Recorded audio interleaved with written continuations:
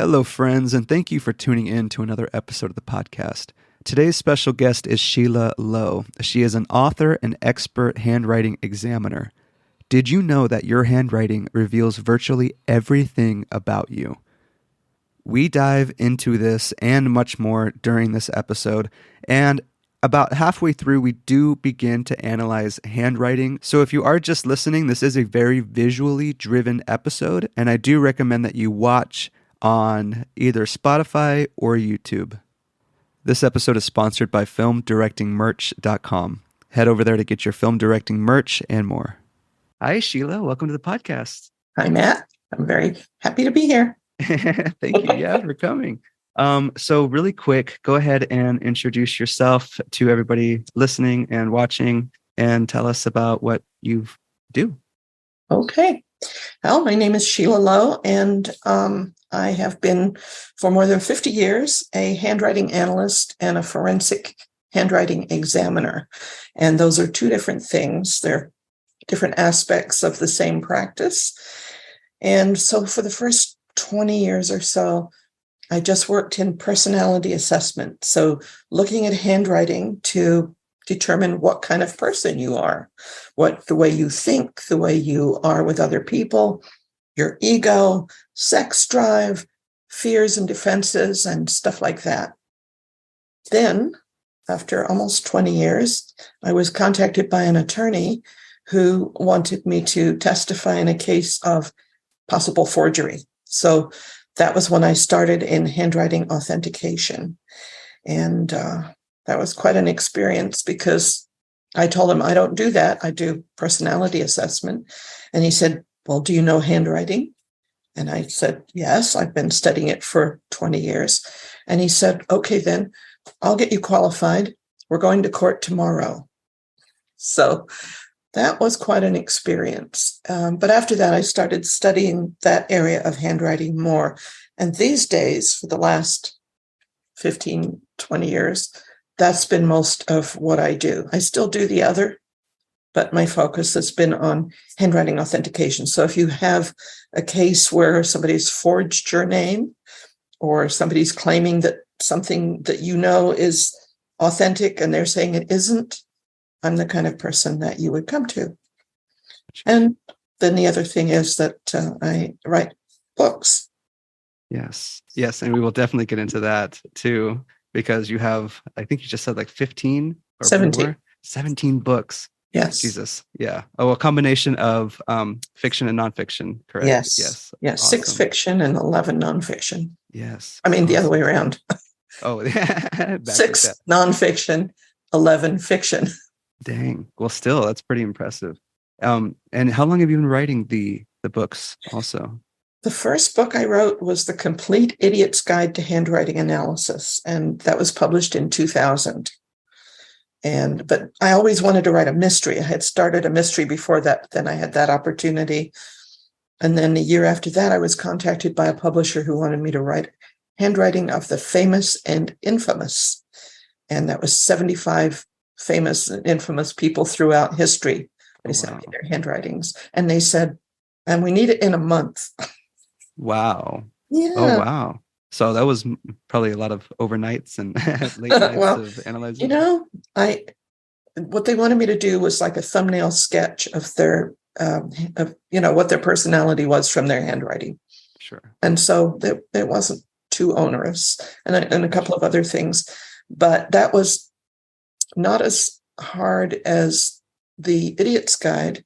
They have a very specific format for, there's like 1,000 books in that series. Yeah. The Complete Idiot's Guide. The whole, not to be confused with the dummies. I was about to confuse it with the dummies. Everybody does. Yeah, interesting. Yeah, I was literally about to. Those are 2 different series, different publishers. Yeah. Okay.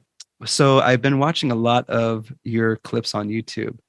Just really getting to know you. And also, I mean, this whole subject just fascinates me. And you got into this because of your mother or ex-mother-in-law, correct?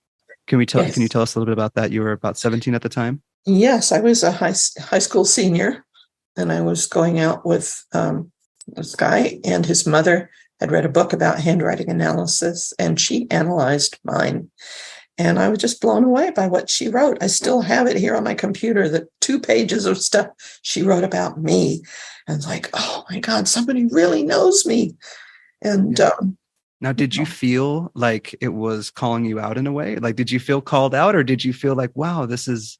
I don't remember, but specifically feeling that, but I think I must have, because from that moment on, I got every book I could lay my hands on, at the library. And then one day I was in a checkout stand in a supermarket or drugstore, and they had a little rack of mini books by Dell. And one of them said handwriting analysis. Oh, and so I grabbed that. And I used to take that with me to parties. I'm a hermit. I was a shy kid, but I'd go to these parties and I'd sit on the couch where I didn't have to talk to anybody, normally.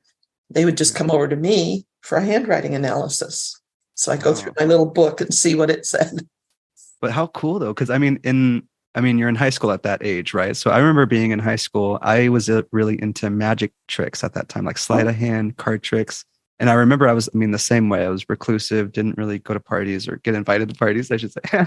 But that was kind of just a way to interact with people or get, some sort of, an interest that you had that piqued other people's interest also. And so I understand how that kind of reinforced this, career path for you. And it seems like the universe kind of picked it out for you too, with laying all these, stepping stones in front of you also. I still have that little booklet on my shelf. Wow. I don't look at it anymore, of course, but I learned a better way of analyzing than what I was doing with that book, but it was a good start. Well, that's interesting to actually ask. How has analyzing handwriting changed over the years? From... Well, the first 10 years, I was just studying on my own. And I was reading all these books and learning stuff. But they would say, something about a long lower zone. And what did that mean? Or a big middle zone. What did that mean? And I'd say, well, what is a long lower zone? How do you know it's long or short or, whatever? And they weren't really telling me. And what is rhythm? That I don't understand, but it seems to be really important. Things like that. I wasn't really getting everything that I needed. But at the end of about 10 years, I read a book that had in the back some resources, and it led me to Charlie Cole, who had a course called Handwriting Analysis Workshop Unlimited. And he gave courses, what we now call distance learning, which we then called correspondence courses. And so I took one of his courses. I took more than one in 1977. And I joined the American Handwriting Analysis Foundation, which is a nonprofit that he started. And I just completed 10 years as president of it. Wow. After all these years. But I went to the meetings. They had chapter meetings in Orange County, where I lived at the time. And there I learned about a man named Felix Klein. And he gave seminars. And he taught, learning what is called the Gestalt method. It really opened my eyes to what I was missing. Wow. Well, that's, as you say that too, it makes sense, because I've quickly learned the Gestalt method by watching your hour-long video, right? Or your 40-minute long. Yeah, so I was introduced to it. And so now I can somewhat look at handwriting and see the indicators, but I don't, it's the Gestalt. You have to look at the whole picture to get the message of what the indicators mean entirely, not individually. And so I'm able to see the indicators. I'm like, oh, that definitely means something. It's like Everything useless means and something. Exactly. Yeah. But only in the context of that handwriting. It can, with the Gestalt method, a meaning can change according to what else is around it. Interesting. What are indicators in handwriting that show what are the indicators in handwriting that show a person's personality trait? Well, let me first differentiate. There's 2 main methods of handwriting analysis. As I've said, I use the Gestalt method, which is a European started in Germany. And that looks at handwriting like you look at art. You look at the spatial arrangement, which is how it's laid out on the page, the space between the letters, the words, the lines, the margins, and that all means something. And then there's the form, which is letter design, the way the letters look, the style that you choose. And then the really complex stuff is the movement, which includes rhythm, speed, pressure, and a bunch of other stuff. So it's like looking at handwriting through a telescope. You're seeing the big picture. The other method comes at it from the opposite direction, which is okay if you're really left-brained and you want to go step by step by step. It's like looking at handwriting through a microscope. And if you've ever looked in a microscope, you have a very small field of vision. You can only see a little bit at a time. And so that is called the trait stroke method. And what it does is the founders of that school, which is called the International Graphoanalysis Society, Milton Bunker started that school, and they assign a personality trait name to each kind of stroke. So you have a resentment stroke, like a straight stroke on the beginning of a letter. And that means, resentment. Okay, but who cares? What does that mean? Resentment stroke by itself. Interesting. Or, any of the other things, what you end up with in that method, if you don't really get a rounded idea, is a laundry list of traits, which may be useful to some degree, but if they have no context, what does it mean? With the Gestalt method, you learn to see the core personality at a glance. So I don't know if that answered the question or not. Oh, absolutely. I mean, well, many questions stem from this one too. So you're being able to see it at a glance. So how quickly, similar to like one of the questions I had for you is in person, you're able to usually get a vibe off somebody almost instantaneously in person when you see them. How is that with their writing? Are you, at least with your experience, are you able to get someone's vibe or an indication of that person, kind of almost instantaneously from their handwriting? Yes, although it may take me a little while to actually verbalize and express it. There's a ruling in the United States Supreme Court that says handwriting is like, it's a behavior that's kind of akin to your facial expression, your tone of voice, and your body language. The case that had to do with was about whether handwriting should be considered a private thing. But they said handwriting is behavior in public, like these other manifestations. Yeah. And I know one of those things that you said on your YouTube channel, which I keep wanting to plug, everybody go subscribe, please. You talked about someone's handwriting being a frozen picture of their personality. Yes. Yeah, that really stuck with me. It's true. And what I learned in Charlie Cole's original course was to chart something called the psychogram. And a psychogram is a profile in a circle. So big circle and a bunch of spokes, 40 different spokes, and they're separated into 8 syndromes. So the top one is, I haven't done it in a long time, but organization, and then there's ego and social skills, and all around the circle. One thing about the psychogram, besides all that other stuff, the top half is the conscious, and the bottom half of the circle is the subconscious, the unconscious. And on the left side of it is things in the past, and on the right side are things in the future, because everything in handwriting is symbolic. Yes. So in the same way, the right margin represents the future and father and stuff like that. Interesting. And father also. Yeah. The left is mother and the past, because we come from mother, right? And we go out traditionally anyway towards the father's world. Interesting. Yeah. It is very symbolic when I saw seen some videos of you analyzing handwriting, and it makes sense when you pointed out, like, for example, someone finishing their name and it has a long stroke and they have spaces between the words. That's somebody who likes to be alone and they push people away. It's like, oh, of course, like it's spelled out in front of you in a way, you Yeah. know? And Yeah, so but it really, you want that line to be going forward. I mean, you don't really want that at all, but if the line comes back and goes through the signature, that can be a sign of someone who's thinking about killing themselves. wow. It's like, because your name is symbolic of who you are. Sure. And so it's like crossing yourself out. Yeah. So, Or even just self-destructive in a way, right? When yeah, someone's handwriting is all over the front or all over itself, or when it's spaced too close together, that's somebody who has boundary issues. yeah, You know, it of may course, be. that's of course looking at the specific indicators, not the We're gestalt. generalizing. Yes, yes, very true.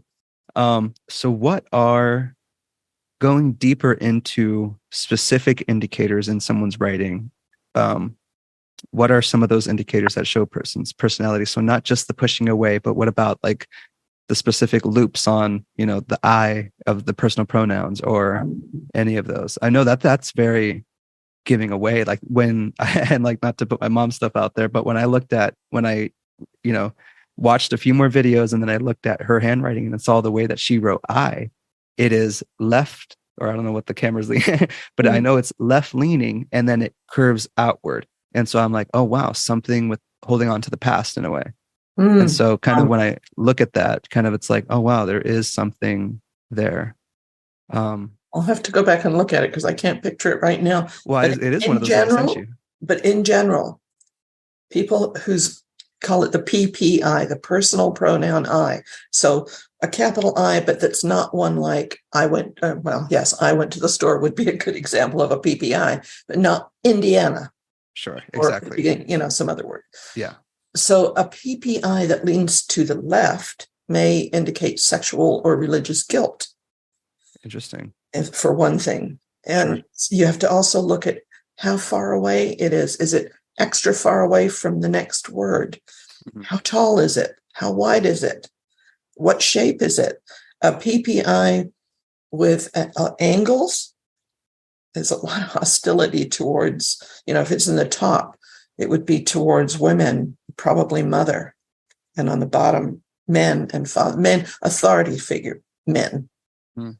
So there's lots of stuff to look at.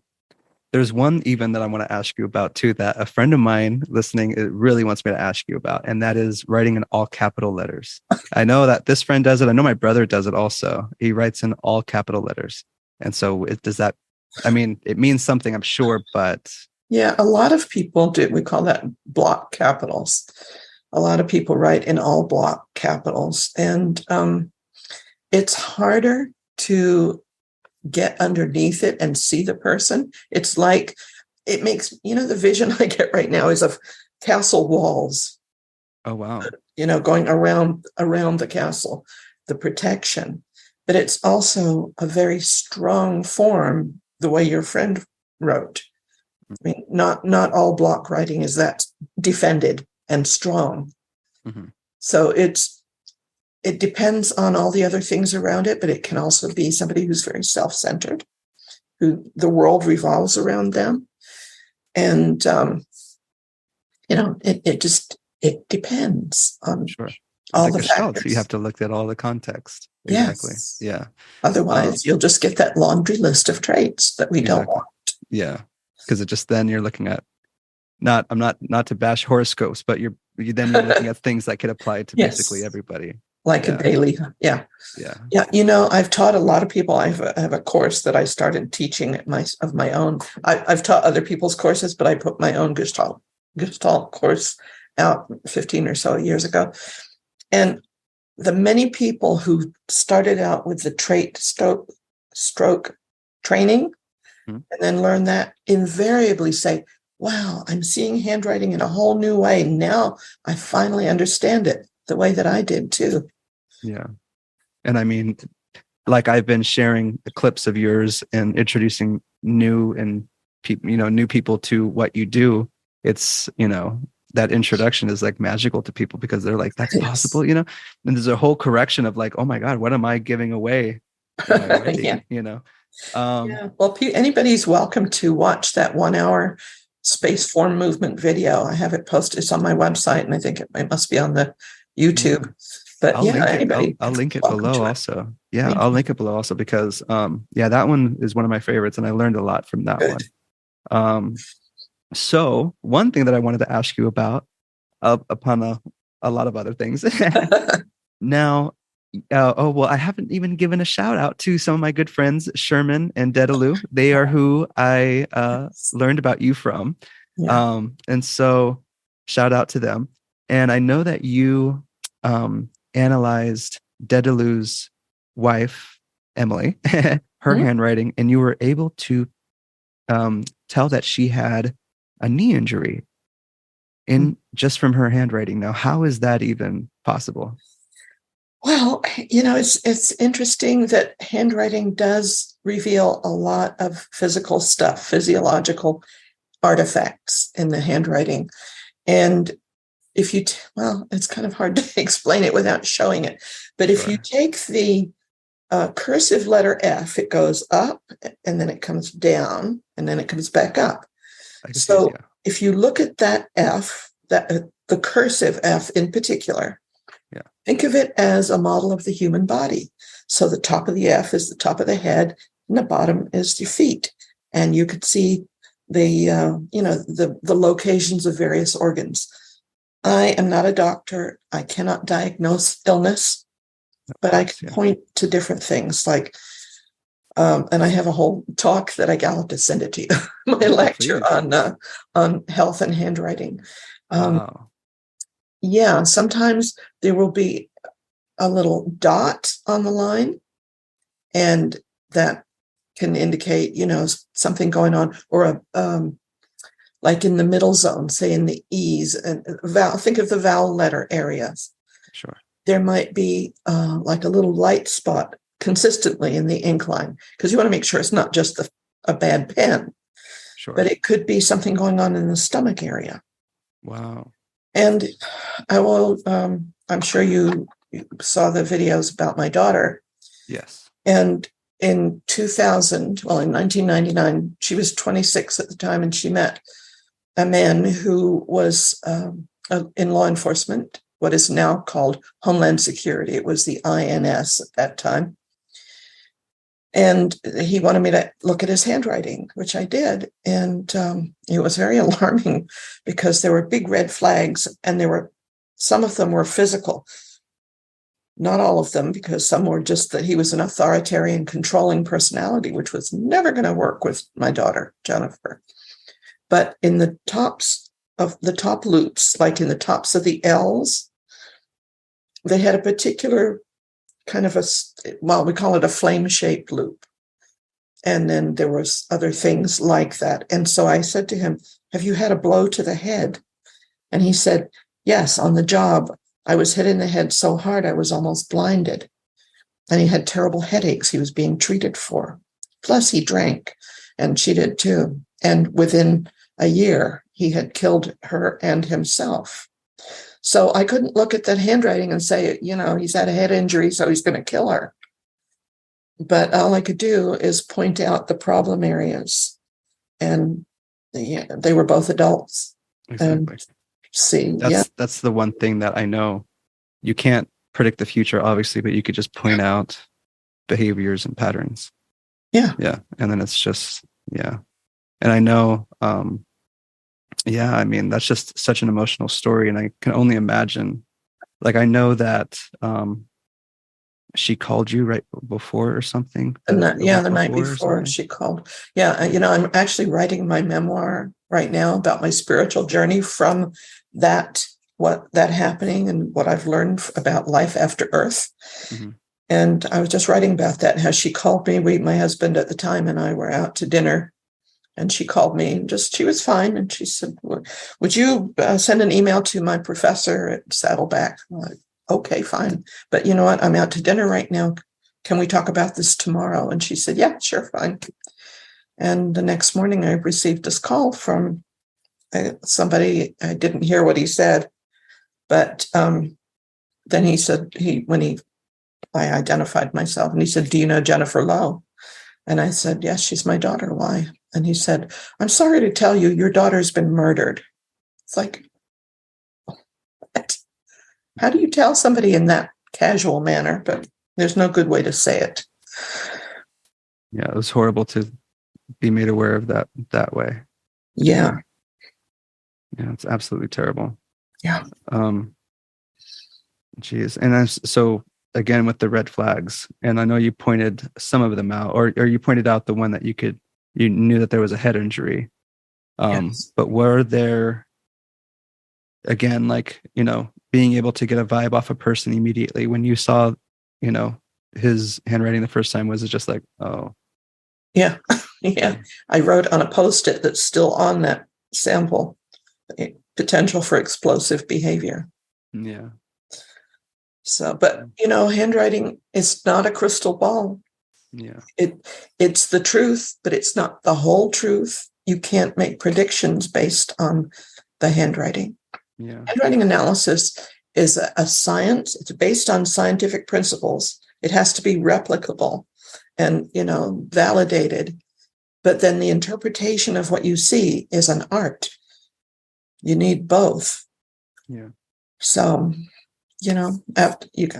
I could tell her, and I told her that this was not a good idea, but she'd never listened to me before. Yeah. So she didn't listen then, but she has come through many, many times since then. I was going to say, the signs that you started receiving afterwards. Yeah. She's saying that she's sorry she didn't listen to me. Mm-hmm. Yeah. Do you still have that rock that has the face on it? Yeah. You want to see it? Yeah, I would love it. Yeah. It's right here. Yeah. How cool. Right behind me. That was a pretty cool story too. Yes. Right there. Wow. Can you see him? Yeah. Oh yeah. Smiling. Yeah, all the people who say, oh, that looks like Donald Trump. No, it doesn't. I don't think it does. It doesn't. There's actually some other faces in here, but not nearly as clear as that one. And it's so funny because at any angle that you hold that up, the face is visible. And you said you never saw it until you've moved it to one location.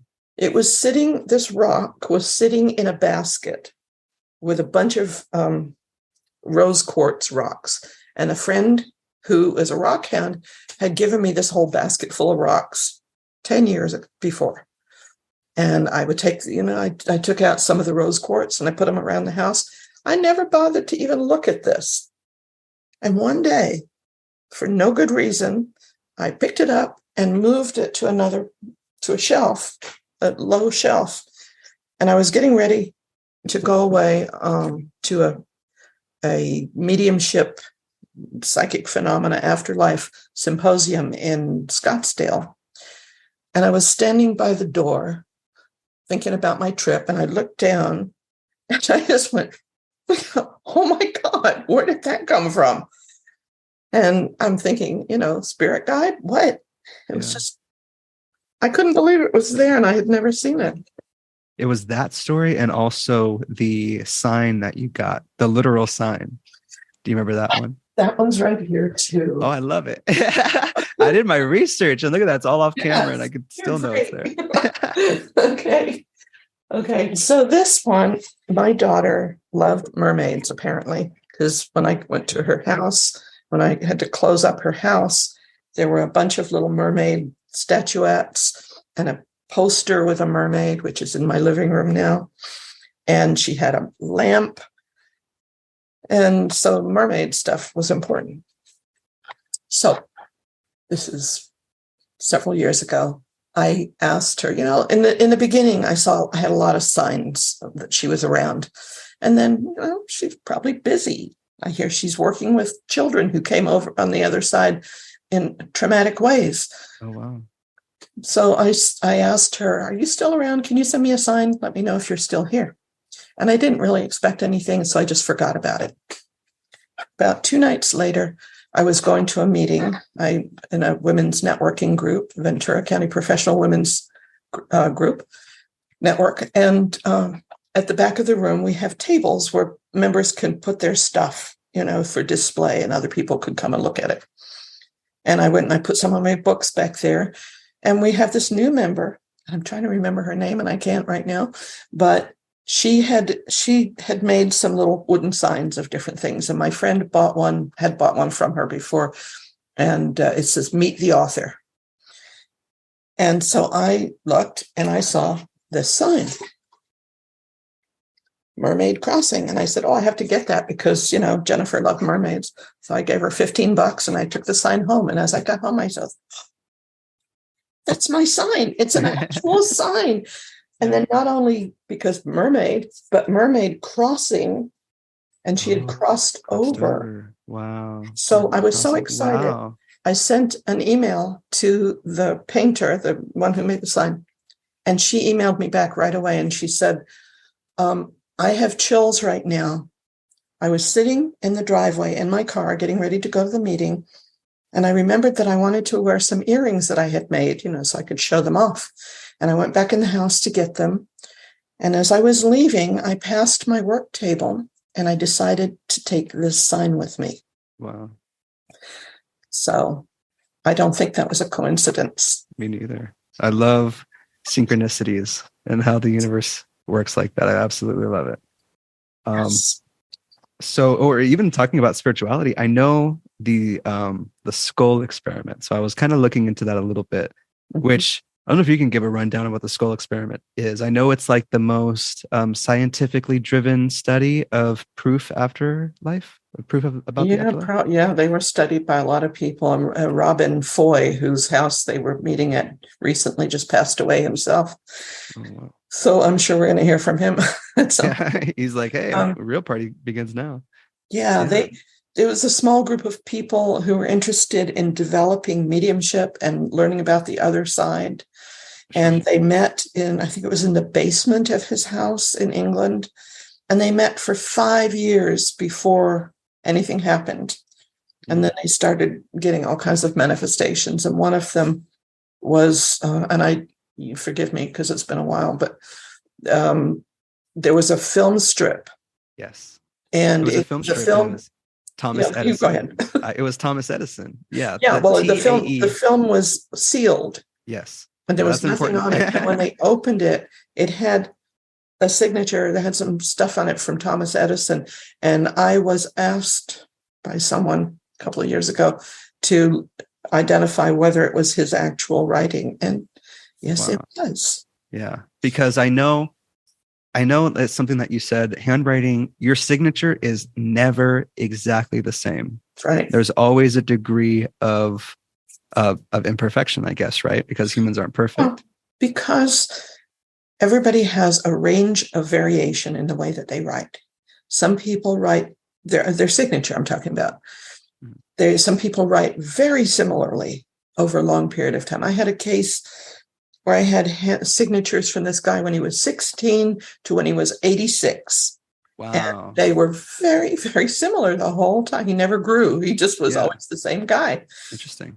Somebody else might have 5 or 6 different ways of signing their name, that's the other extreme.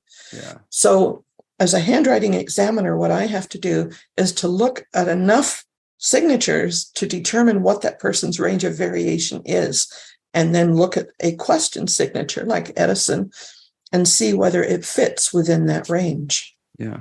And this one definitely did. Definitely. Even in just when you look at the Gestalt method, the space, the movement, the form, it looked like, even if me just tracing my finger on it, it was like, oh yeah, that's the exact, motion of it. That's the movement. Well, also, along with that, if you see 2 identical signatures, 100% identical, one of them is going to be fake. Yeah. Interesting. Well, even that leads me to an interesting question. Has there ever been a handwriting analyst gone rogue? Like someone who is like experienced in this that has like tried to cheat the system, but you guys were able to like call them out or something? Has that ever happened? Sense, in a couple of. Hey, that's an idea for Claudia Rose right there. If you read the second book in this series, which is called Written in Blood, there is a courtroom scene that a lot of it is taken from an actual transcript there's a couple of charlatans who pass themselves off, at least a couple, but I'm thinking of a couple. who pass themselves off as experts, and they've studied in the field, but they don't behave like experts. Sure. And something really, the thing about writing mysteries, I like to say, I've been in the field of handwriting for over 50 years and I'm ready to kill someone. So, but I don't want to go to jail, so I do it on paper. Yeah. So, my kids got me a mug and it says, "Don't annoy the writer. She may kill you in a book." Right? That's what I did. Yeah. Oh, that's hilarious. What a great way to just get stuff out, right? Same as like a musician, right? Whenever like Taylor Swift, right, making a song about a breakup or something. Exactly. You know what? I have had several times different media outlets ask me to analyze Prince Harry and Meghan Markle. Oh, interesting. Yeah. And I just got through reading his biography, his autobiography, which was really good. But in it, he said, all these people analyzing her handwriting, and what are they saying? They don't know anything about her. And I, it made me feel kind of bad. But I haven't said anything negative about either of them, because Sure. Yeah. I don't do that. But it just made me realize, when you're talking about a public figure, they're human too, and they may hear what you said. So you always have to be really careful. That is true. So even one thing, curious, we talked about it a little bit off air. Graphotherapy, is that what it's called? Yeah. Okay, graphotherapy. So that is, explain what that is. Yeah, a little bit. Graphotherapy is a way of helping to change personality traits that you don't like. It doesn't mean that it's going to make you into somebody that you're not, but it can help you bring out things that otherwise you may have trouble dealing with. Like in Written in Blood, there's a 14-year-old girl who has a lot of emotional problems. And so my character, Claudia Rose, shows her these graphotherapy exercises. You do them to music. And interesting. And to music, yeah. That you don't change your handwriting, because you write the way you do for a reason. And if you go changing things without knowing what you're doing, you can really screw things up emotionally. Yeah. So this is a case of doing certain exercises, like they're called form drawings. And a very simple one would be like making a large row of E's, wide open E's, not just one row, but like a whole page full. And you're doing it to music when you're relaxed. Do it 10 minutes in the morning, and then different exercises at night. And over time, it can help change things. And you also do affirmations.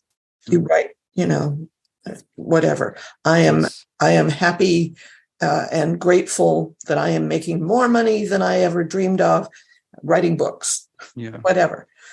And it is clinically proven that you can make physical changes to the brain by the cognition and the music, the exercises, all working together. Well, it's interesting. On it.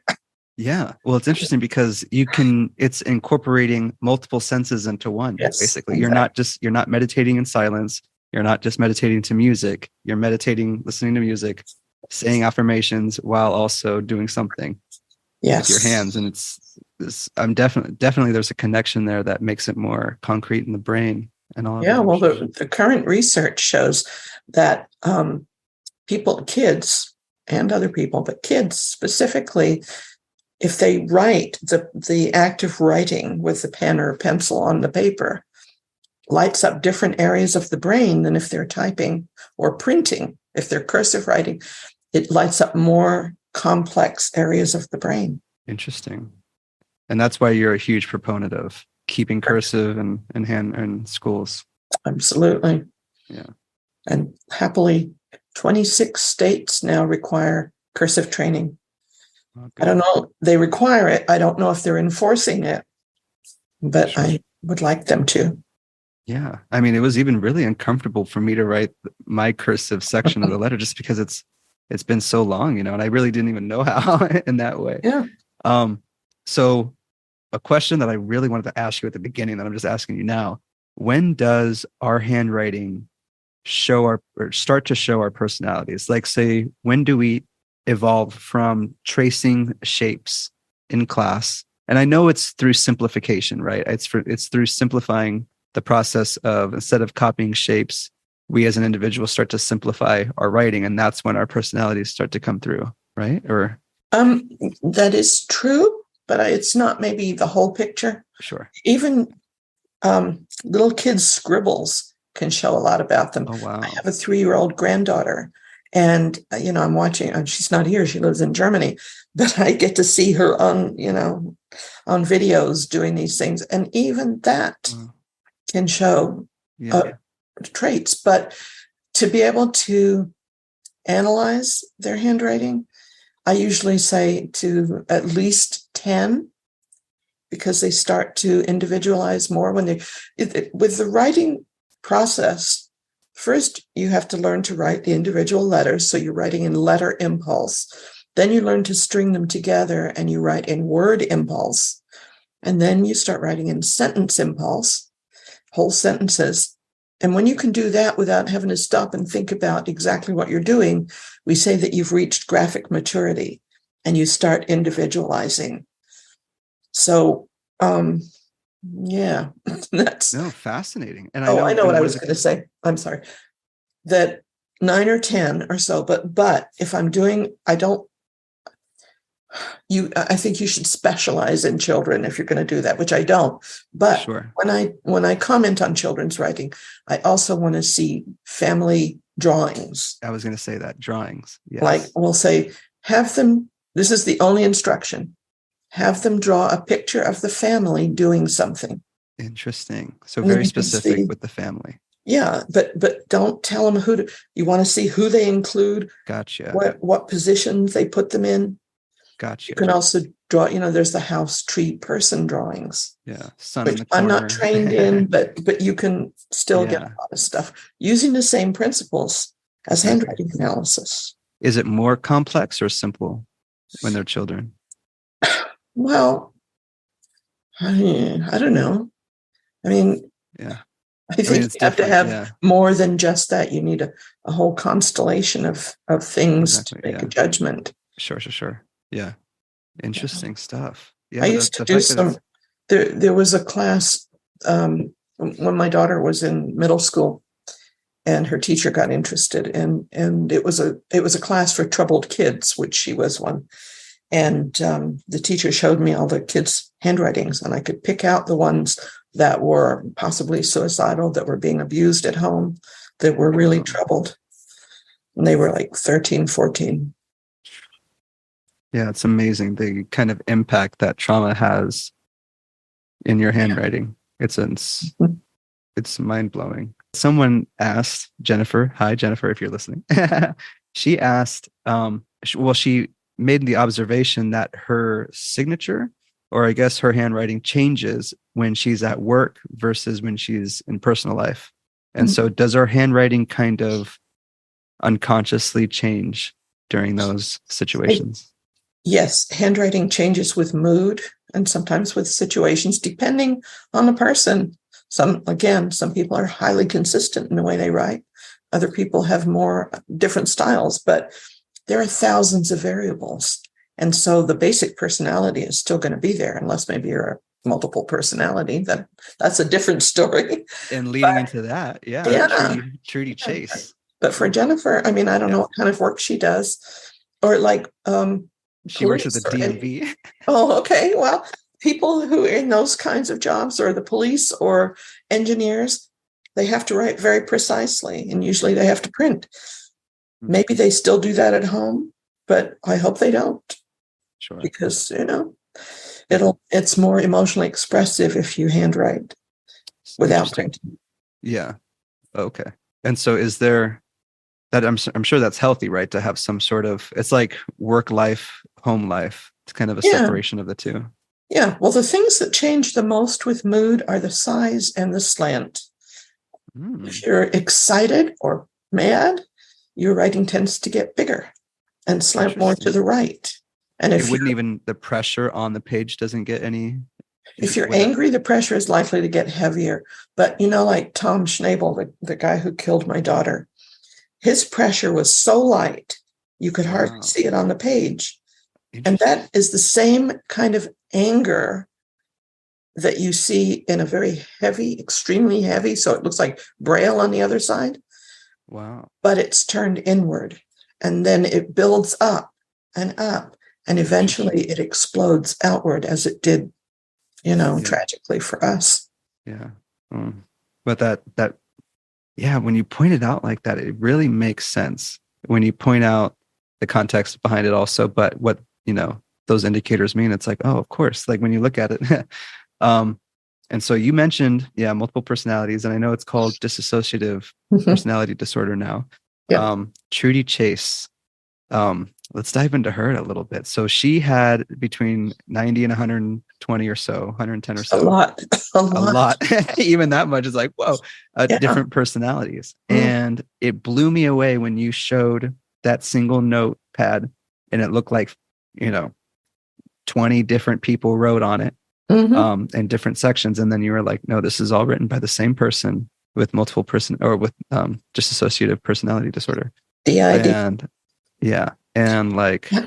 whoa. And it makes sense in the sense of that your reality dictates your handwriting. So having different realities, they're going to have different writing.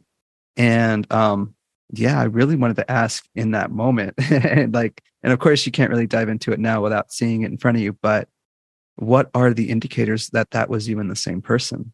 Or what would you look for? Yeah.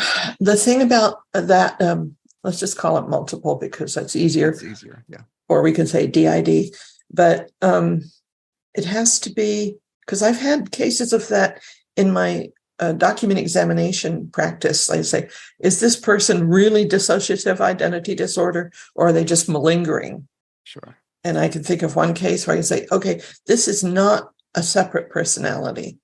This is a Interesting. different mood. It looks like the same writer, but Sure. to be DID, they have to be a completely different personality. But there's always going to be some little things Mm. that are similar, maybe not from one to this one, but to this one. Sure. Sure. They may not be in the same place. I mean, I can only imagine how long it would take to discover the similarities, of It might or it might not. In The Devil sure. and Karen Kingston, it's an old book about a little girl that was supposedly demon possessed, and they have some handwritings in it. Oh, wow. There Yeah. there were more similarities in that. But Sure. with Trudy Chase, who decided in the end that she didn't want to integrate, she wanted to continue living with all of those personalities. Mm. But Well, they I were, know she they were referred to them as the troops, right? yeah, They're the troops. protecting her. Yeah. Yeah, the book is called When Rabbit Howls. Oh, wow. That's a title. Dang. Um, so on top of that, not relating to Trudy, but I remember something you mentioned about maniac letters. I love it. Makes you giggle. Yeah. Yeah. And so even in terms of, the shapes of someone's lettering, what was the maniac letters again? Were those the hooks in them or It's something? no what and calling him that, it makes, it's like you can say, oh, this guy is a maniac. This is because Sure. the Zodiac killer Mm. is one that has that feature in it. The Zodiac killer, in his writing, the letter D in particular at the ends of words suddenly flops over, like Mm. much, much further right slant than the rest of the words. And they called that the maniac D. Interesting. So, but that could be true on any letter. It doesn't Sure. have to be just that The one, D. but it's Sure. anything that suddenly slants, maybe the whole word. Sure. It shows emotional content Okay. that And brought then up even it doesn't feelings. have to be the last letter. It could be any letter within the word or Yeah, anything. could be. Interesting. Yeah, could be in Yeah. the middle of the word. Very fascinating stuff. One question that I had was, I know the answer, but analyzing in different languages, you are able to see these indicators no matter what language it is, right? Chinese, Mhm. Japanese, Yeah, Spanish. those pictographic languages, like the Asian languages, are a little Sure. harder. Sure. But yeah, I mean, I have had clients from all over the world. I've got one right now that's in Norwegian, And some, I've done in German and Italian and French, And again, it's all Russian, handwritten based on form, movement, and yeah, space. and space. Wow. Yeah, if you're using those principles, you can analyze anything. If you're using a trait stroke, you have to know the language. Exactly. So the more holistic is, applies to more things. Something that you said too, which fascinated me, was people's whose writing looks perfect don't feel good on the inside. That's true. Wow. Yeah. Now I'm not trying to call anybody out, but I know there are people that I guess at a certain point they make a conscious decision to have nicer looking handwriting. Yeah. And so when they train themselves on that, what is that saying about them? It's like a distraction. Have you ever had, I think you said you were interested in magic. Yeah, card Okay. tricks. Yeah, all Right. that. Oh, I was once at a cocktail party and there was a magician walking around and he was talking to me, and I did not realize that he had taken my Movado watch off my hand that had a stiff clip on it because he Wow. was busy misdirecting me. Exactly. And that's what persona writing, which is perfect writing or very extremely stylized, that's what it does. It's saying, look over here, don't look inside me. Because I need to put on this mask, this beautiful mask, because I don't really feel good inside about who I am. Interesting. And again, you can't pinpoint what it is that they don't feel good about. It's just the overall feeling. Well, you might. I mean, if they've been sexually abused in childhood, there are going to be signs of that, for instance. Sure. And it's usually going to be something that started early in life. And yes, you can usually see those signs. Yeah, which is fascinating too, just to be able to know trauma lingers in our writing like that. Mm-hmm. Yeah, absolutely fascinating. One thing that I definitely wanted to ask you about it, because you've been doing it since you said since 67, have you noticed changes in generations throughout the years? And even one other question too was like the impact of, say, like 9/11 in students' handwriting, or even like the pandemic nowadays too, with kids being taken out of school. I'm sure that has had an impact on writing. I'm sure it has. It's funny. I laugh because Tuesday, or was it Wednesday? Yes. What day are we? On Wednesday night, I gave a lecture about changes in handwriting with culture over the last 50 years. Oh, wow. So I guess I was anticipating your question. I was invited to give this lecture to a group in Italy last fall. And so I had to, had studied that a bit. And yeah, there is a big change there over the years. And because a lot of it, because of the cultural changes, there's that lack of handwriting training. And, through the last 20 years, since Columbine era, kids have to go to school with metal detectors and police on site. And the worry about, is somebody going to come and shoot me? There's a lot of anxiety. And so that is displayed in their handwriting. And I haven't looked at pandemic writings, but I'm positive that's going to have an effect too. Yeah. Yeah, absolutely. I'm sure it only makes sense too with that was like a huge traumatic event that lasted, kept kids out of school for years. So yeah, I'm absolutely sure something. Well, look at what about these kids in the Ukraine who are getting bombed all the time? How can you imagine how that would affect your psyche? Yeah. Jeez. And then, by the way, we have had this horrific earthquake in Turkey and Syria where there's no electricity. You need to know how to write. Writing is important. It's always going to be important to know how to communicate. Somebody in the hospital who's intubated and needs to say something, And one thing that reminds me of, it was astonishing too. It's that man that I don't know if you personally saw his handwriting, or I think you did, but he was the quadriplegic who had no control, neck down, and he was able to write with the pen in his mouth, and it looked Yes. better than anybody's handwriting. Bram Wickstrom. Yes. Yeah. He had very, very, very exact handwriting. And it was one of those disabled writers they used to send around Christmas cards for their group, to raise funds. And I found his website, bramwickstrom.com, and contacted him. And he was kind enough to send me some samples of before his accident, when he was like 19, I think. And he sent me some of his writing from when he was 14. And you could see that it's the same person. Yeah.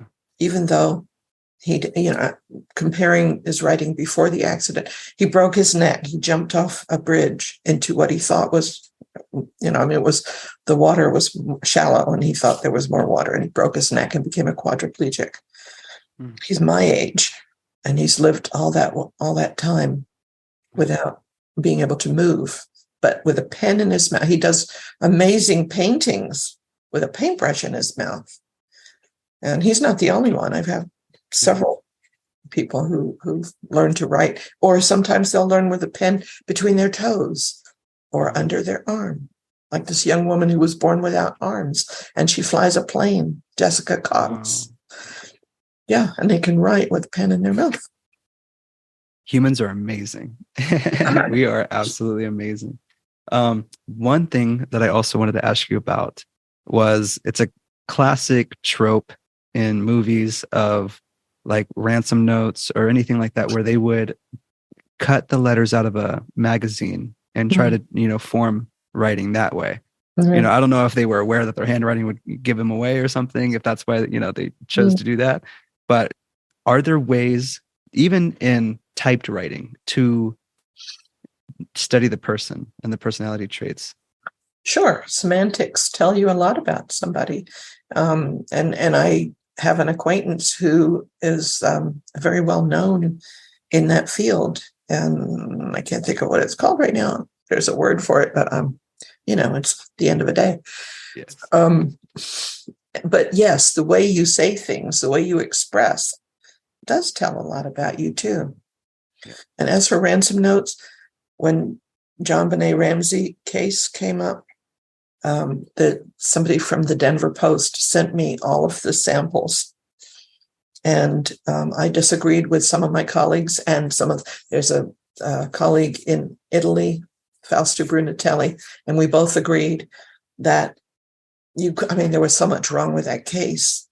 They allowed them to do their writing exemplars in their own time and all kinds of things. But I just said that I don't see how they could rule out the father from what I saw. Wow. And I didn't see it as being the mother. I went down to, you had mentioned Robert Ressler before we began taping. And he and I were both invited to go to the Rolanda show in New York, to be on a panel to talk about this. And he had gone down there to the home, and, he had some strong opinions about who did it.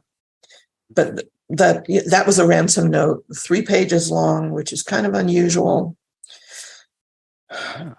You get all kinds of cases. Yeah.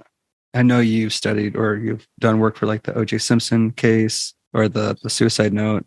Yeah, you did something for Ann Nicole Smith's will, right? Yeah, that was when I was doing work for a hard copy TV show a long time ago. That's right. Yeah.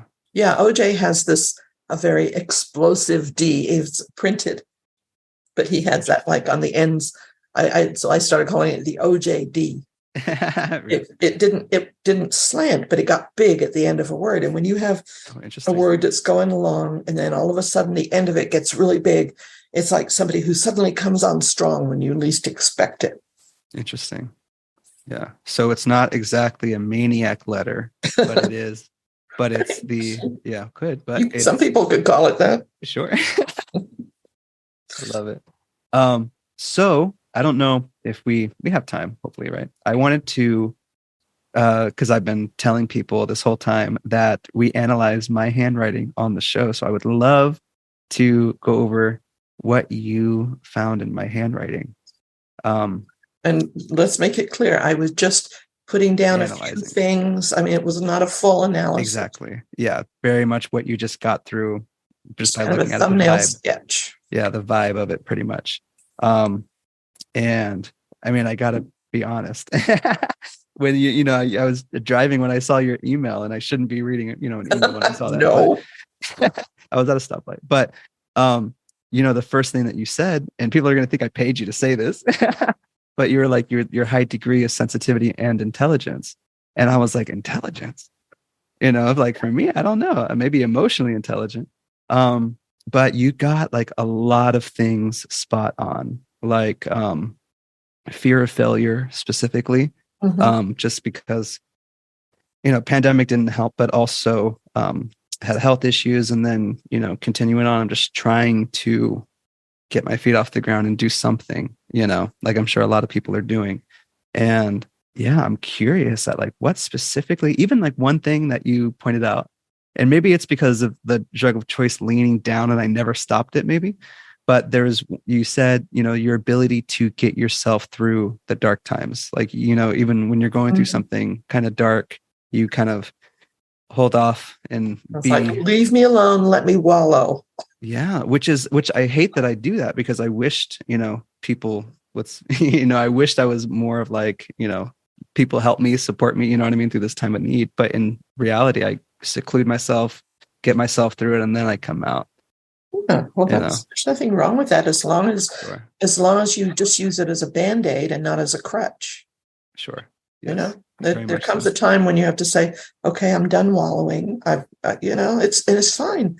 Yeah. But just don't let it go on too long. For sure. And then you were able to see, I don't know if it's self-destructive tendencies, but the ability to, what was it? Not self-indulge. Yes. Self-indulging tendencies. So, I mean, I took that as, I am a avid pot smoker. And so I took it in sense of, things that I know or, could improve on, or, lessen this, focus more on this, there's an awareness of that, and still kind of, enjoying things that I, should let go. At least. It should. There's, lots of shoulds. There is lots of shoulds. Yeah. Yeah. But you have to know what's right for you. Yeah. And so sometimes. Yeah. Go ahead. No, go ahead. Yeah. Well, just sometimes we do things like, for instance, I met a guy.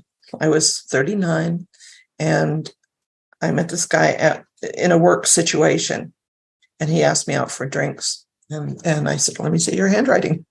And I looked at it, and it was, it had a lot of good stuff, but there was something I told him, you tend to rush right into things, emotional things. And when it comes time to put your money where your mouth is, you're gone. Interesting. Well, I married him twice. We spent 20 years breaking up. That's hilarious.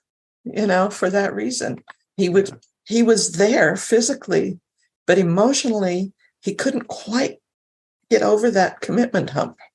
Interesting. So, what I'm saying is, I see things and I know that I shouldn't do them, and I do them anyway. So don't be too hard on yourself. It's all a process. No, that's very true. Yeah. You literally had the signs in front of you and you still went for it. And this is one thing too that I should ask you. So I don't write having the paper vertical and then writing like this. I have it sideways and write like that. Oh, I wonder if you were lefty when you were born. I'm not sure, but I do. Yeah. There's one way to find out. Oh, is there really? Yeah, kind of. Oh my God. I mean, it works. If you take a piece of paper like you have and turn it sideways and put a dot right in the center of it, and then a dot equidistant, okay? Then you put a pen or pencil in both hands on that dot on each side, and looking at the dot in the middle, make concentric circles and see which one turns out the best. Wow. And that could show, even if you've spent your whole life trained to use your right hand, if that left looks better than you were originally left-handy. Yeah. Wow. Fascinating. That's amazing. I picked up so much trivia in my career. Yeah. Well, I would love some more trivia. That's amazing. Yeah. Well, you've got plenty of time to. I mean, I would love some. I would love some trivia. So, yeah, did you want to look at any specifics in the handwriting? Well, In my handwriting? it's so hard to point out specifics because Sure. of using the Gestalt method. I just look at it, and what I notice is that it's very simplified, which is one of the signs of a high intelligence. Really? Along with the fact that it's written quickly and it's got a lot of movement in it. It's moving right across the page, but the movement across the page has a lot of ups and downs. The baseline is very wavy, Mm-hmm. which, when you're moving from left to right, as we do in English, be the opposite in Hebrew or Arabic, but we're moving from left to right. And so we're starting in the past and we're moving towards a goal. And the way we use the baseline, not aligned, that's why I say don't use lined paper. Exactly. That shows how steadily you move towards your goal. Now, you don't want it to be like a ruler. That's not good. Interesting. So too perfect is a red flag. We're not robots. Yeah. Even though AI may be Trying to take over, but not yet. Yeah. But that's fascinating though, because I mean, I wonder if writing sideways, because I'm not writing left to right, I'm writing from down to up in that sense. But I wonder if I mean my writing style means anything to that. But I mean, looking at it for myself, I do notice that the left margins are pretty much like right on line. They're straight. And but they're also moving slightly to the left. They're pulling back. Oh, they are. See how it's there? We're just looking at the top, the printed one. Yeah. It's very slightly pulling back to the past. Interesting. That's the trepidation about what's coming up next. The fear of, am I going to be okay? Am I going to whatever? And then you have that line that you mentioned where that goes down, drug of choice. Mm-hmm. That has to do with your planning ahead. I love it. Yeah, you could have wrapped that line around, but you didn't. I absolutely could have. I did want to go over like a quick, try to do an analysis of my own with you. Well, I could point out the indicators of what I see, but of course I can't make a whole analysis yet. If you wanted to help me do that. You had 5 minutes of study, come on. 40 minutes. Let's be generous. So, I mean, I'm practically an expert at this point. Yeah. And it was hilarious because I did like a quick little analysis, like what I'm going to do with you right now to her. And she was like, you gave me a whole lot of nothing and something at the same time. Oh, okay. Well, so we'll see. Give her a refund if she's not happy. I'll give her a refund. Exactly. So looking at her handwriting, and I have it, I'll put it on the screen also for those watching. The writing in all caps. So looking at the gestalt, right? Looking at the whole picture right away at first without looking at anything particularly. Do you want me to put it on the screen? Are you able to? Yeah. I mean, if you want, sure. Yeah, I forgot that you're able to share your screen. Like that. Hopefully you're just seeing that and not my whole desktop. I could see like emails and stuff, but that's okay. Okay. That's fine. Yeah. So yes. So Crystal, you're on now. So yeah. So looking at it, you can see that it's all caps and leaning towards the right. Yeah. So that's what I mean. Obviously, just pointing out the obvious there. Looking at specific indicators, I can see that the L, or I guess personal pronoun of I, so right off the bat, very heavy leaning towards the left or right. Sorry. Yeah, but look how small it is compared to the rest of the writing. That too. Oh, yes. It doesn't. It's shorter and doesn't connect to the bottom. It's shorter than this one. Very true. Which is, and that's supposed to be, I mean, the same letter. Yeah, that's not a PPI, and it's far away from what she loves. Interesting. And so again, even though all the letters are capitalized, the L there has somewhat of an incomplete or lowercase quality to it, I suppose. Instead of being like a capital L. Yeah. Yeah. And she says, I love to even the S there. So I thought that was a U at first, Mm-hmm. but that's an S. And I was really like, oh wow, that is a very heavy, because look at the S compared to is, and even in her name, Crystal, Mm-hmm. compared to that one, spend. And that's like a very small hook on the right side and then a very large lower loop. Yep. And so I have no idea. Look over here, down here, the hook. And I Yeah, realized this is I not told her her that way. too. She doesn't normally write like this, but Yeah. I told her too. I was like, I see you hooking. I see a lot of hook well, what in are her writing. hooks for? What do you use hooks for? Holding on to things, mm, grabbing interesting. hold of.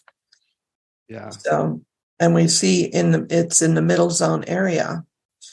So, I mean, this isn't much writing to go on, sure. but I mean, some of the things, I mean, additionally that I would see are the, I don't know if the capital A's mean anything, how it's connected to the end there instead of kind of a halfway well, bridge.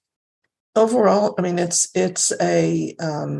kind of a stylish writing, and I would expect her to spend time on her appearance, making herself Interesting. look good, and her surroundings. So that's one thing we could infer. Sure. And And then, so looking at the cursive writing now, yeah, a lot of loops, or first a lot of hooks too, in the my and the I. But I see, kind of very thin loops in the hello for the L's, and then larger it's called loops retracing, retracing. because Okay. you're going back over the same stroke. And it can, I mean, it's hard to say because she doesn't normally write like this, but it can, when you have squeezed upper loops, it can be a sign of narrow-mindedness, not wanting to spread out. And, like, I'm happy with what I know. Don't confuse me with the facts. Sure. Okay. And then again, the personal pronoun there, PPI of her It's like I there. It's very open looped, and then with the hook there. mm-hmm. Yeah, this is the mother area, assuming that she started down here. That's a good loop, but not so much on the bottom. So there might be issues with father or father figures or men in authority. Really? Possibly. And then the two there, the two is a very open, or the T, I should say, is a very open loop with an incomplete crossing. Yeah, which the trait stroke people call that sensitivity, but that's a different kind of sensitivity than what I saw in your writing. Interesting. This is really like sensitive to criticism. What was my sensitivity? It's an overall, it's like good intuition and being able to pick up stuff. Sensitive to people's emotions, sensitive to situations, all kind of. Yeah, it's a completely different kind. Or this one is sensitive in terms of to criticism. It's like if especially about her work. Gotcha. That if she might take something amiss that somebody says, even if it wasn't intended that way. Okay. And then the only things that I really, again, would see is like the lower loops on family and good, because the G and the F look very similar there, like almost the same word, but family and good, G, or food, sorry. Food. F, yeah, family and food.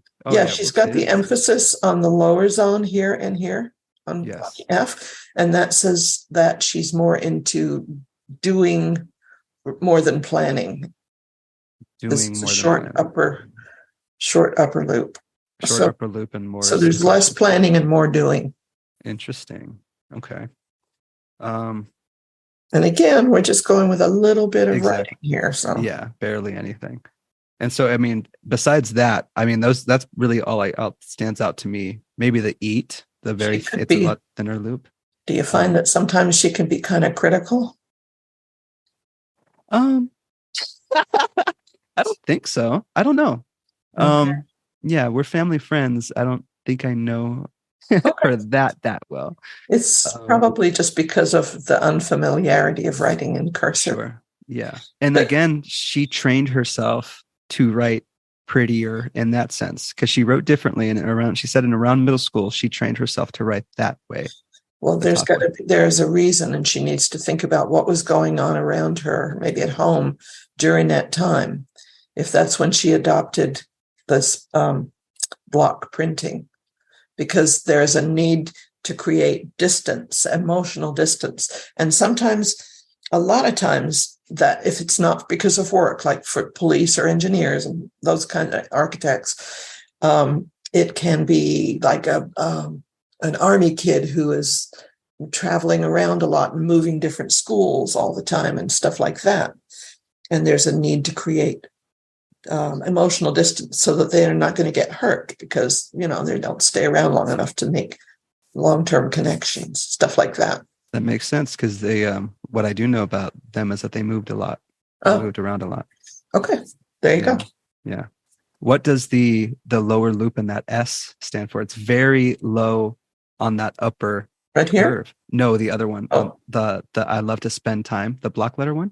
That here. One. Mm-hmm. Yeah, it's kind of interesting the way it does look like a U. Yeah. Well, it's a very deep cup, and I'm kind of going to extrapolate here. Sure. That because of the need to suppress the emotions behind that block printing, the emotion, it's an emotional writing because of the right slant. And so that's kind of symbolic of a place to stuff down the emotions, a cup to hold them. Yeah. Very interesting. Because that is a unique kind of S, especially she writes it differently in her name. And it's just in that time when she sends spend, it's very different. The other one that we have is my mom's handwriting, right? If we can look at that one. So, of course, this is, I send you her handwriting and I have no idea, of course, I've always noticed that her handwriting was very loopy. It was very like weak and will, like now, or how my week will go. Like sometimes I would never be able to understand what she was writing in that mess. Yeah. The trait stroke people call that worry loops. Interesting, really. Does she worry a lot? I don't use that stuff, but that's what they said. I'm not sure. She could be. She's maybe. I think so. She does a good job of controlling it or so. So the ones that stood out to me for this one, after taking your classes, right, was the amount of loops. Wait a minute. You took a 1-hour class and read some other stuff, right? You weren't taking classes from me, Oh, sorry. Yes. So it's important to say that this is something that you just started and you're doing great. Barely started. Yeah. Oh, am I doing great? Thank you. But barely 40 minutes of one of your classes. Yeah. And hopefully I'm pointing out some things that very good. Thank you. I'm glad. So very heavy. Okay. So besides the loops and weak and will, I looked at the very, the leading in on the E's with eating and exercise. Mm-hmm. They're very heavy in the front, coming down, and then does the curve there. And the curves are very they're upper loops again with that one and with exercise. And so, that symbolizes something definitely. I know. Yeah. Well, it's like this one guy used to say all the time, you have to have your second cup of coffee before you get going. Oh, interesting. She has to prepare. It's not easy for her to just move into new things. She is very time. She is very goal oriented, writing things down and executing plans and all of that stuff. And so that would make sense. Yeah. And then the PPI, her I, it is left leaning, and then it has a very heavy curve down in like a loop or a U shape down to the left again. Yeah. And so again, maybe again, since it's in the lower quadrant there, father issues in the past holding her back. Yeah, it's feeling sense of guilt. Okay. But was I right too about father figure? Is that just both? The mother figure is missing as well. I'm looking at this one here. Mm-hmm. Yeah, me too. Yeah, and the father comes back and it's retraced. So there's a lot of issues with both parents that are unresolved. Yeah. Yeah, for sure. And then what else? Oh, if you could scroll down a little bit, it was her middle name, I think. Yeah. And so her name is Robin Lynn Yeager.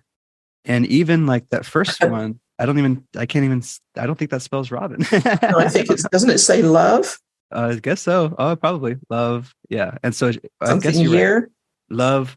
That's her. I guess that's what she puts as her name, Robin Yeager. And so that's how Oh, she bigger. identifies. That's interesting, isn't it? That I just actually Wow. realized. When she views herself, that's probably got to say something. Viewing herself as just those four loops, Yeah, you know? it's a way of hiding. Oh wow, really? Yeah. Even dang, look at Oh, that. Even just yeah, okay. don't So it's a look at way of me. hiding. Yeah, don't look at me in a way. Yeah, hiding. Yeah. Interesting. Yeah. These T-bars like this that are dished. Sure.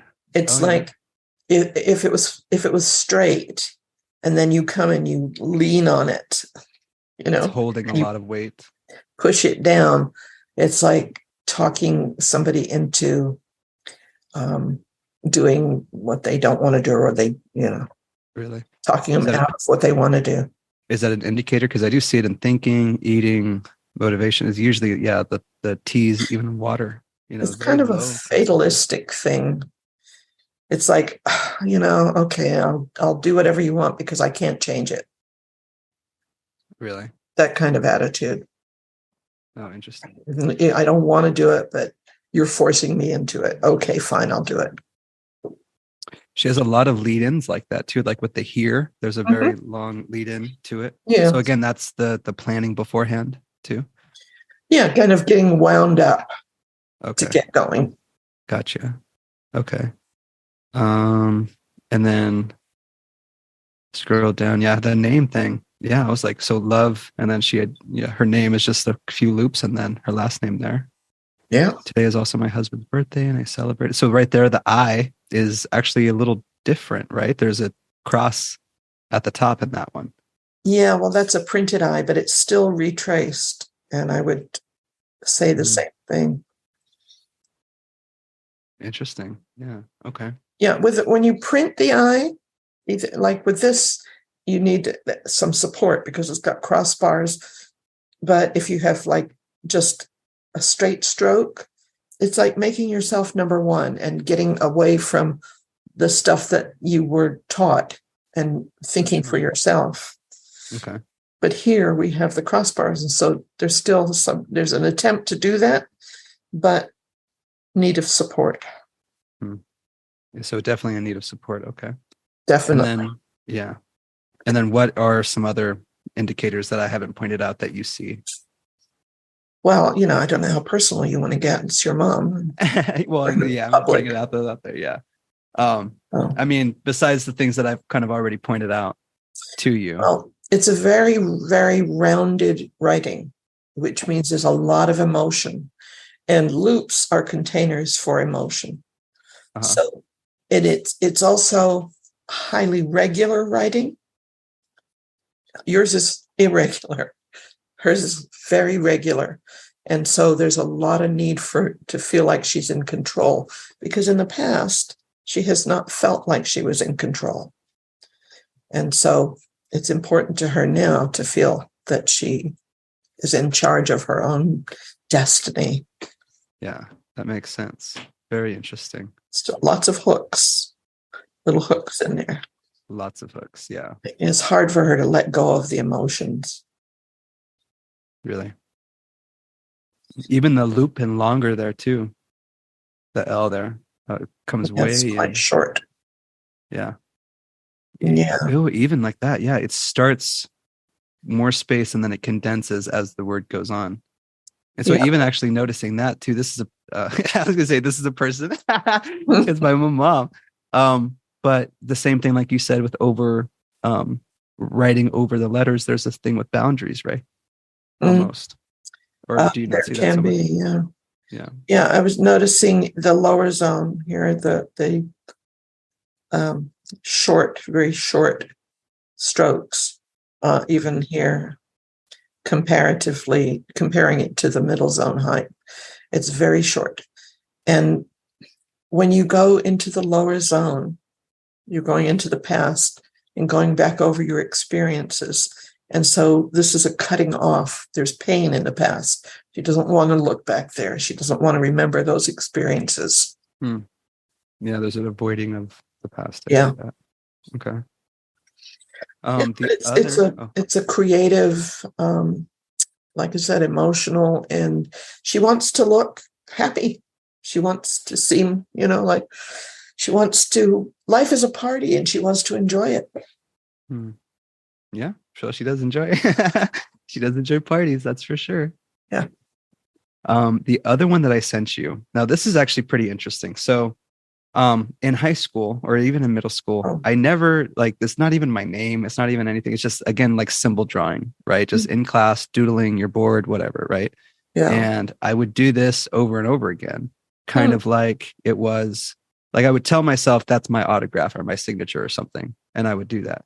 And it would always be this kind of like, it's spelled like John almost, like it's just like this big J and then like scribbles over each other. And then I like swoosh off to the right, but then there's that signature 2 dots, or the one above, one below, like for balance. Yeah.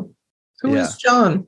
Is there a John in your life? No one. But I mean, I would just write this because it felt good.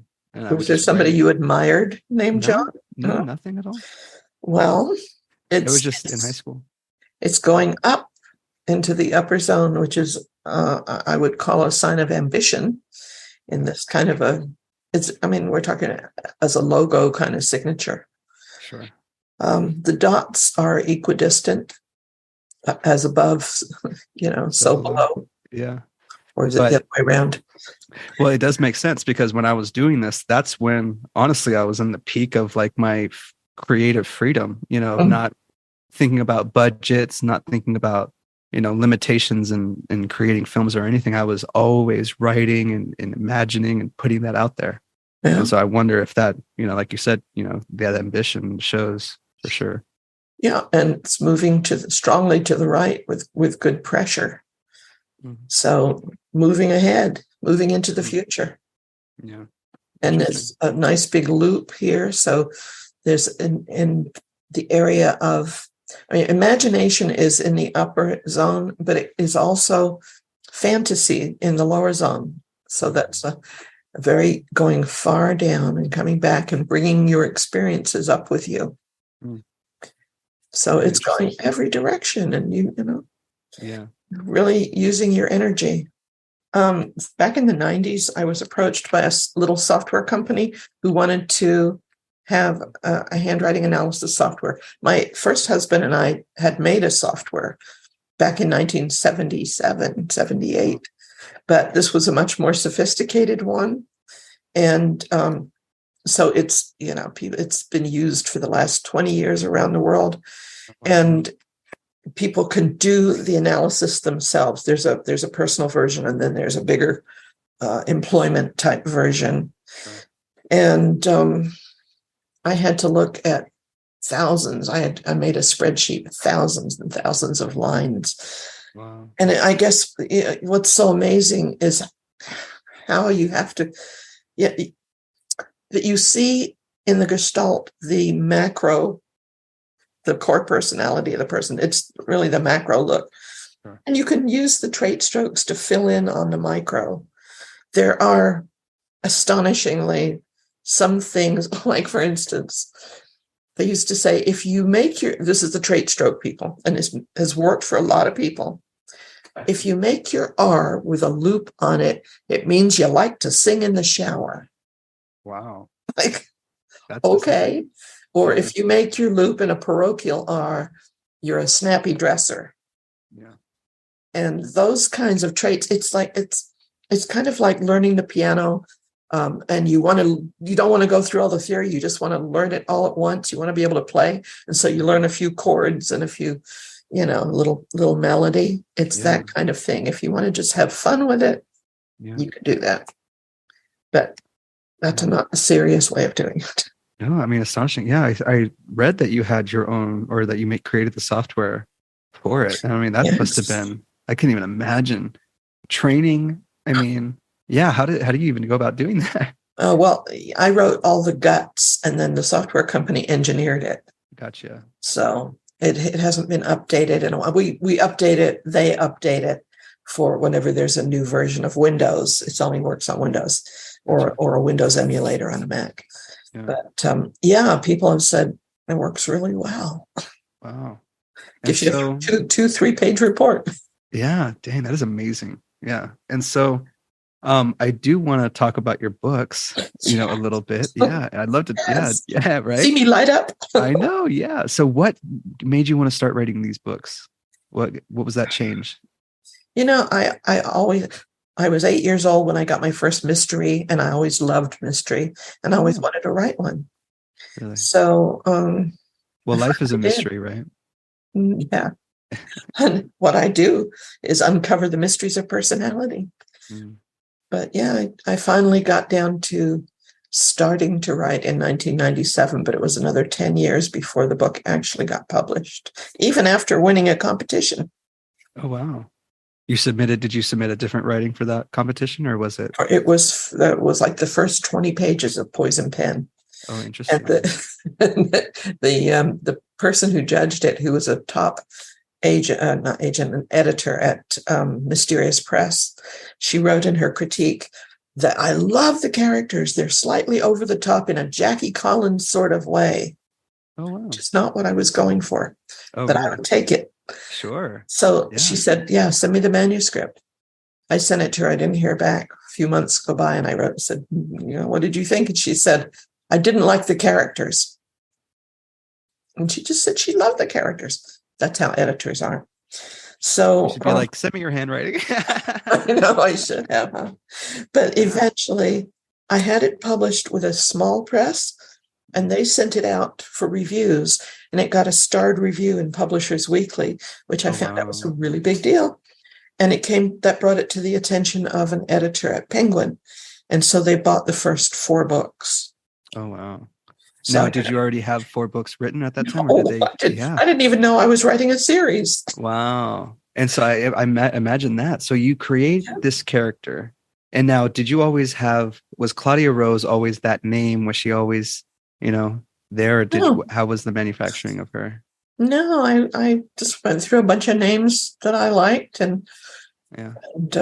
and that's what I get. Rose, actually, Rose is one of my middle names. Oh, Sheila nice. Rose Mary, not Rosemary, Rose Mary.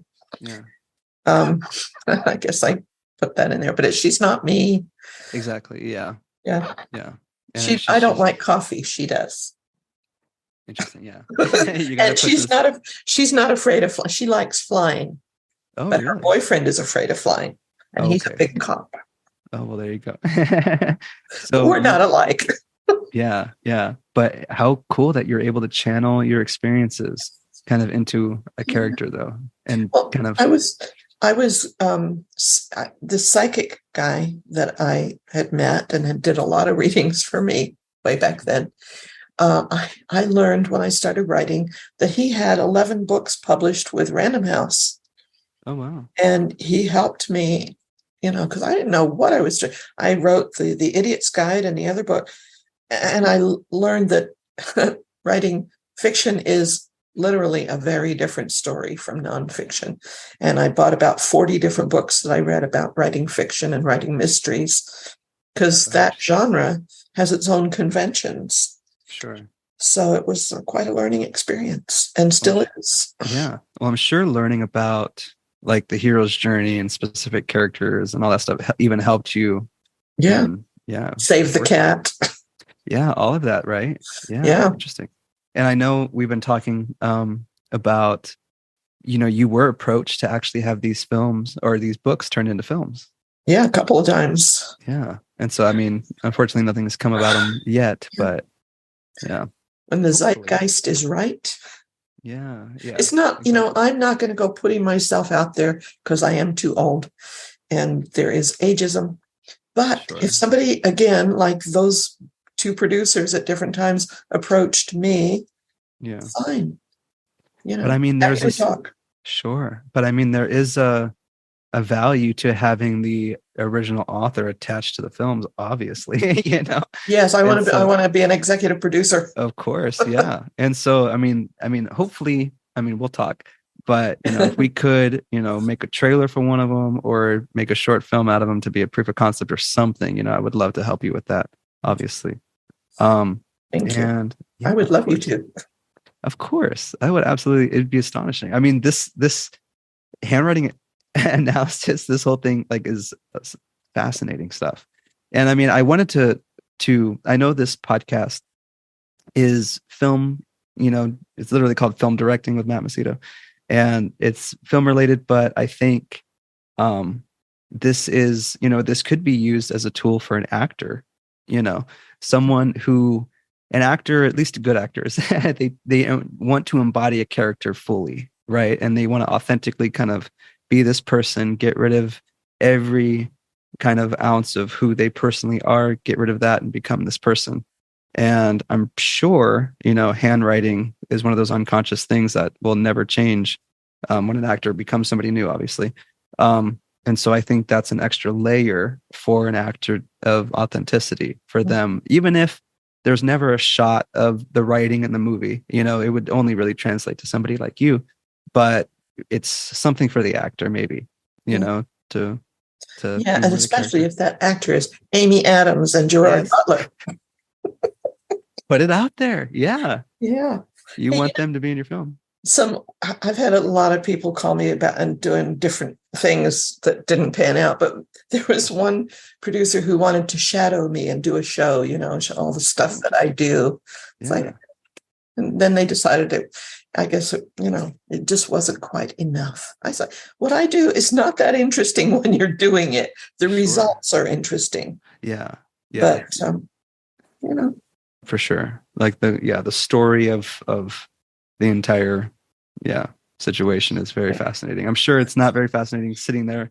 I don't know if you have that instrument behind you that's like the actual magnifying glass that you can move. Oh, yeah, I don't even have that anymore, but I do have a big trinocular microscope here on my desk. Wow. Yeah, fancy. Yeah, but sure. I mean, what would be interesting, what I do would not, as a show, but like for the first book, Poison Pen, I could see Amy Adams doing all that stuff. It's about somebody who's found dead in a hot tub that she knew, somebody that you love to hate, who was a real evil person.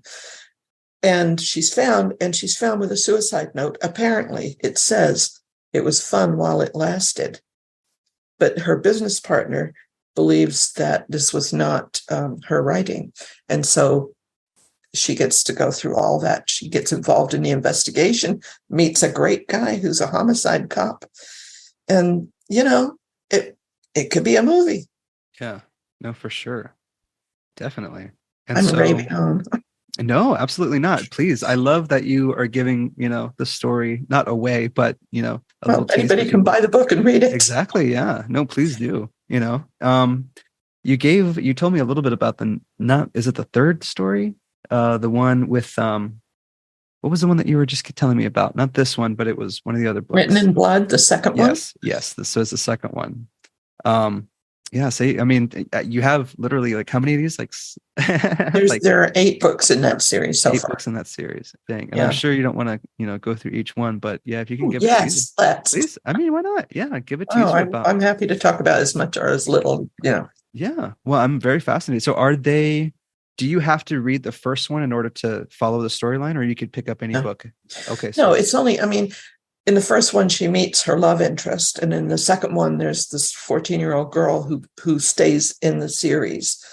But the stories all stand alone. My other series, which I started, there are 3 books, and it's called the Beyond the Veil series, and it's paranormal, about a young woman the first one, that would make a great movie, The Amnesia Story. It's called What She Saw. Yeah. Tell me about that one. This young woman wakes up on a train pulling into Ventura Station, realizes that she doesn't know who she is, where she's been, where she's going.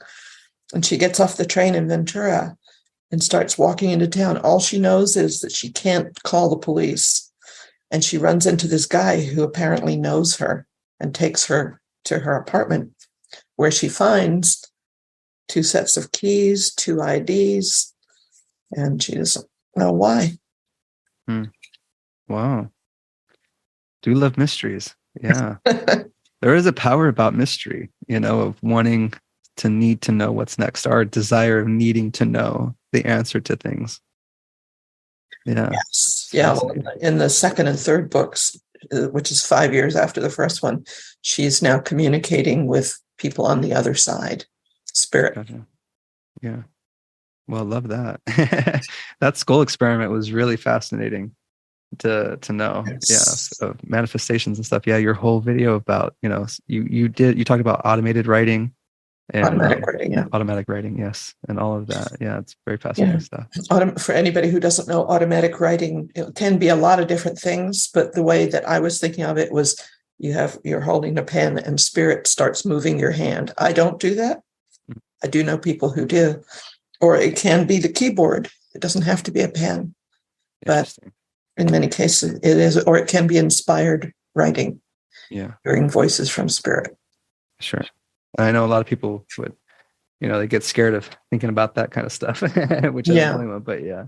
Yeah. I was scared of it for most of my life. Yeah. Oh, yeah. Sure. But when my daughter was killed, I wanted to know what happens.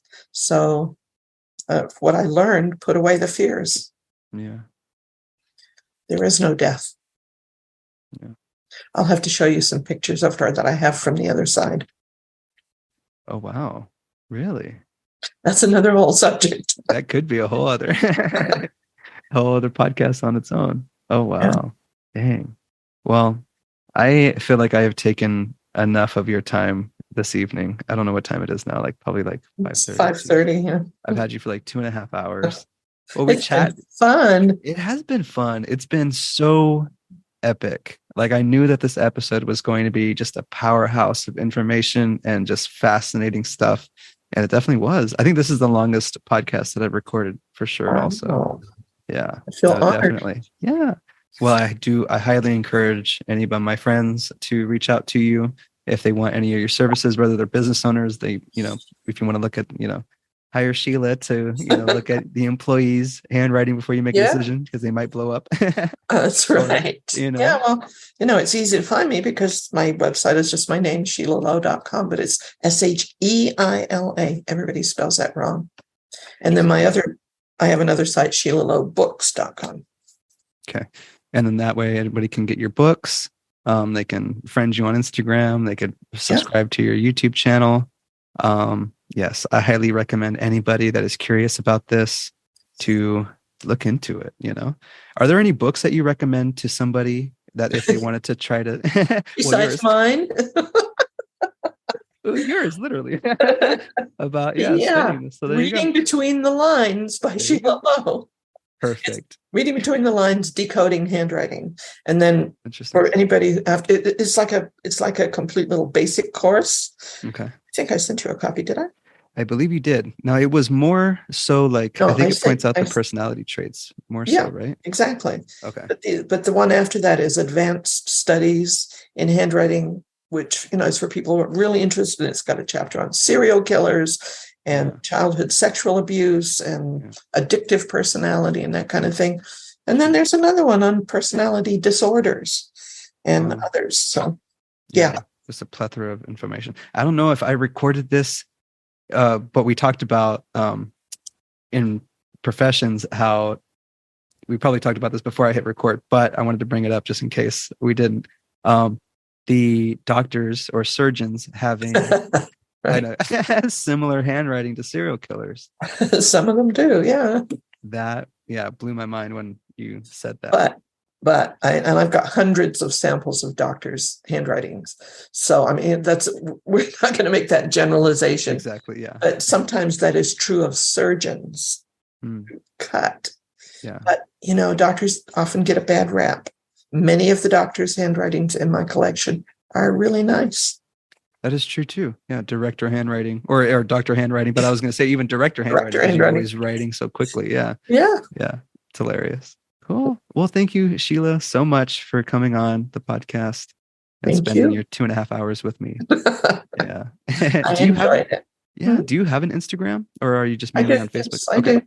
Okay. So I think Yeah. I And think I started following you, but I'll tag you on Instagram. I'll post all your links and the truth is, I don't go there very often. I know I sure. should, but I do have Instagram and Twitter. Never look at it. All those good social media sites. Yeah. Cool. Awesome. Alrighty, Sheila. Well, thank you so much for Thank coming you. on. Yeah. And I hope some good things come from this episode. Either you start to get a lot more clients or something with your a lot more book purchases. Books. Yes. Books. Yes. Buy her books. 8 million books. That's my goal. Oh yeah. 1 million books. Are you far away from 8 that? million. Oh, 8 million. Yeah, 8 Oh million. wow. So you've already well past 1 million then, aren't you? You're well past 5. I'm probably close to that. Wow, that's amazing. Yeah. Dang. Well, let's hope. I mean, I probably have like an average of like 50 listeners. And Well, so hopefully you get one or they'll- two purchases out of that. They'll build up. Yes, absolutely. I hope so. Right. In both our case. All right. Alrighty. Awesome. Well, thank you so much. Thank you. Yeah. Alrighty. Have a good day. Be well.